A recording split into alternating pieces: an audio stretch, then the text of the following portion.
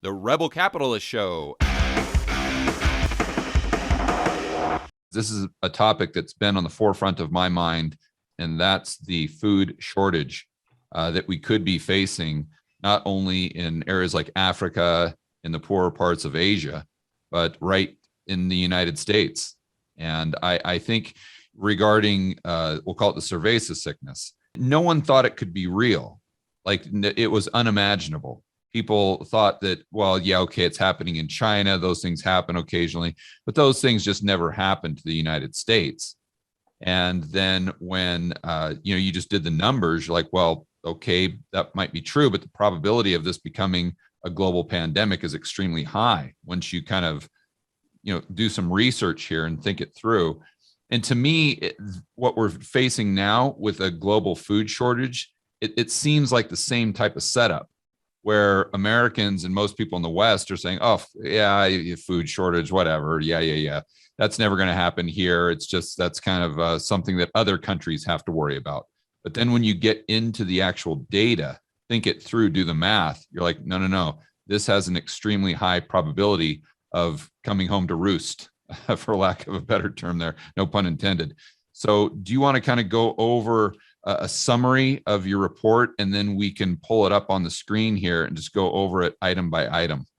You bet, George. So what we did as a team is we actually spent a couple of weeks on the road, crisscrossing around the U.S. Midwest, talking to our pre-existing contacts in the agricultural space. As you know, we come from the commodity sector, and we have befriended farmers and brokers and people that trade and deal in the farming space. And we wanted to validate whether some of the things we were seeing on our Doomberg terminal were manifesting in their real lives. And right. And it's pretty scary, the results that we found. And so what we did in the piece is we sort of made the point that, in a financial crisis, the correlation of financial assets tends to converge to one. Everything goes down all at once. And on the bear market rallies, everything rallies at once. And we're seeing that same sort of convergence in all of the key inputs into farming here in the US. And there will be consequences in the US, but I think the real damage is going to be felt overseas as the US responds in the way that we think it will. But in the piece, we just went through critical input by critical input and showed how basically they're all mooning. Supply is short, prices have exploded, availability is in doubt, just as we're heading into the major planting season. All of this is disastrously exacerbated by the Russian invasion of Ukraine. And while we have been accused of being alarmist by some of the critics to our piece, we would point out that, first of all, it's called Doomberg. And second of all, the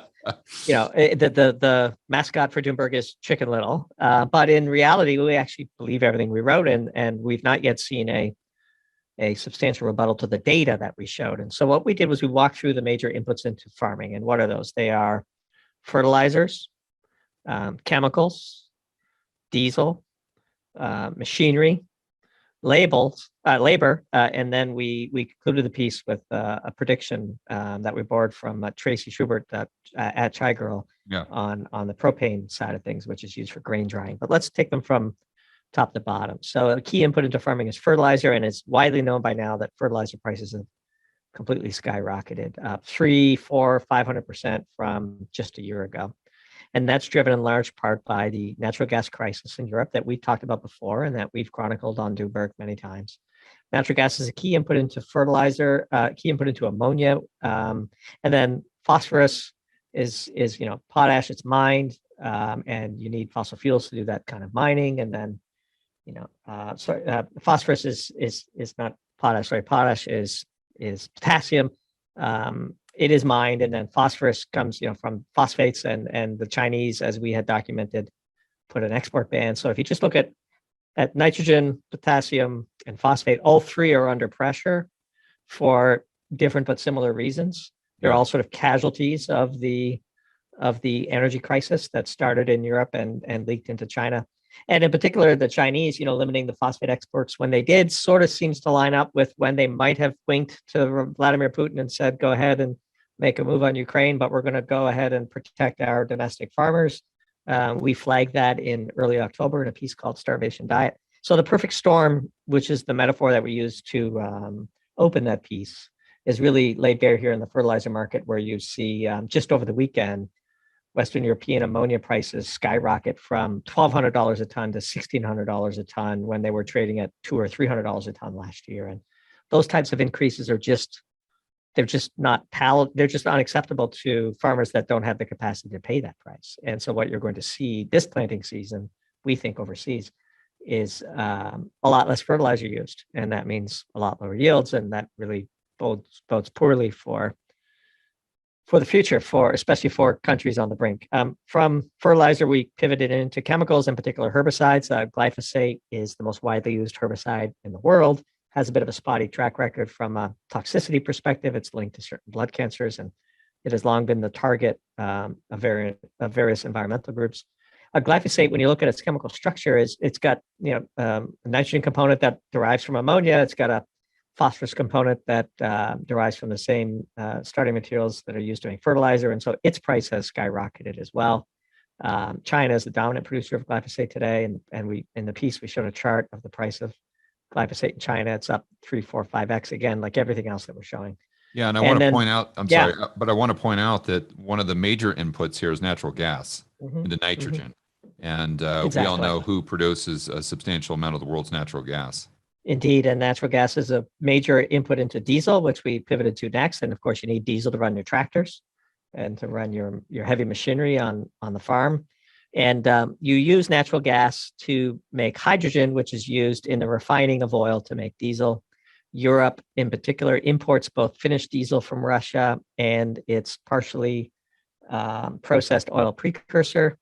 And because natural gas spiked in Europe, the cost of producing hydrogen to refine oil to make diesel got out of hand, and diesel supplies are short in Europe, and that is causing global diesel prices to skyrocket. Even here in the US, we are not immune. The average price for diesel retail is over $5 a gallon, and this is a significant penalty to truckers and farmers alike.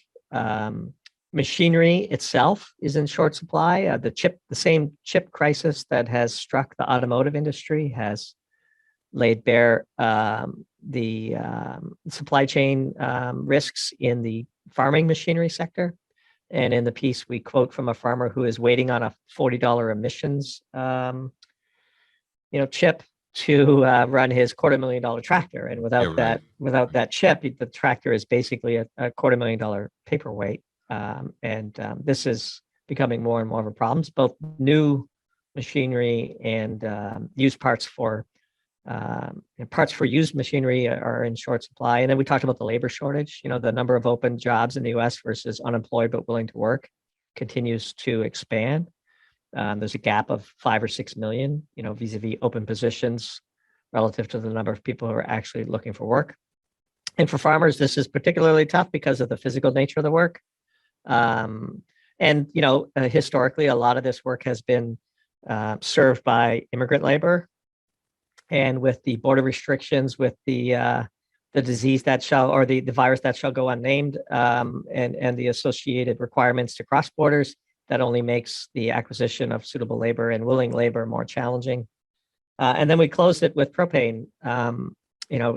Grain drying is a big part of the harvest process. You kind of want to harvest your crops a little bit wet, but then you need to dry them both for storage and for meeting the specifications for export and for sale. And you get docked if your crops are too wet. And some 80% of the grain drying in the US is done using propane as a fuel, as opposed to natural gas, because most rural farms aren't connected to a natural gas pipeline. And we are exiting the winter season here in the US with the lowest inventory of propane that we've had for at least 7 years. That's as far back as our Doomberg terminal goes. And it's going to be a challenge. And so when you add it all up, you see that we are, as we said, that the title of the piece is on the brink. Now, it doesn't mean they're going to fall over the brink, especially here in the US.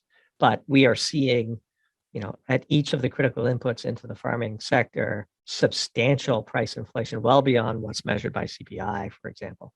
And yes, grain prices are at record highs. And yes, farmers have crop insurance. And yes, maybe some of the farmers in the US pre-bought their fertilizer or chemical needs for this season. And so they might have this season covered. But the real thrust of the piece is, regardless of how well we do here in the US, we're going to export this inflation in a very big way to parts of the world that literally can't afford it. And we predict, we don't suspect that we'll see food shortages here in the US, for example. You might see a few things missing from grocery shelves. You might have to buy different brands. It's certainly going to be a lot more expensive. But we do believe that farmers in the US will be bailed out. Consumers struggling to make ends meet will get stimulus, especially in an election year. This will do nothing to dampen demand, but it will accelerate the food inflation that the rest of the world is going to experience. And so the real point of the piece is not to trigger panic in the US, but to just highlight that things are going to get more expensive. And for much of the world outside of the US, availability is going to be key. And we're going to see shortages and famine, we believe. So your hypothesis is we're going to suck up all the food from the rest of the world. Well, we're certainly going to be the marginal buyer at whatever the price is to clear the market. And then that price is going to set a price that is just out of reach for, those who are already on the edge in poor countries. And so in the US, our budget that goes towards food is small compared to the rest of the world as a proportion of our income. So the price elasticity of demand in the US is such that we will be the price setters for the global market. Right. Okay. That's my theory. Now, good. Who knows? This is a very chaotic system. We are not that far away from export controls and price controls. And so who knows how that all shakes out? If you ask me today to predict it, I think, especially in an election year with the sitting president and ruling party behind in the polls, they will do whatever it takes to make sure there are no food shortages, including exporting inflation at record levels in those critical commodities. And so if the US is going to be the incremental buyer, prices are set at the margin. Yeah. I don't think we're going to see food shortages here. I think we're going to see substantial spikes in inflation, which can be managed through, stimulus and payments based on your income level to help offset the cost. We're already seeing that all over the country for gas. If they're going to do it for gas, you think they're not going to do it for food? Of course, they're going to do it for food. And so the last thing any ruling party wants is food riots. And as much as the existing Biden administration and their allies in Congress might care about other countries, it's probably a pretty good bet that they care more about their reelection than they do about what happens in some faraway land. And so I think that we are going to be the marginal buyer. That price is going to be much higher than it is today. There will be some shortages here, but it'll be inconvenience. It won't be sort of starvation. But to the countries that are on the cusp, that relied on Ukraine for imports or that could barely afford, you're going to see weaker currencies, you're going to see empty shelves, you're going to see food riots. The old expression is 9 meals to crazy. We're hope we're wrong. We ended the piece by saying, we've never been more sure of something and never been more hopeful that we're dead wrong. We would be the happiest people in the world if our piece, in hindsight, was viewed as hyperbolic and incorrect. We take no pleasure in making this call. And in fact, we hope by writing the piece in our own small way, maybe we can affect some change so that we can avoid some of these most serious consequences, which would start by us getting a little bit more serious about our energy policy here. We need to stop the nuisance lawsuits that are preventing, natural gas pipelines that are 95% complete from reaching production. We need to understand that it is better to produce clean natural gas and domestic oil than it is to go begging Venezuela and Iran to fill in the gap that we have created by a de facto sanctioning of Russia. And by the way, we're not here to argue that sanctioning Russia is a bad idea.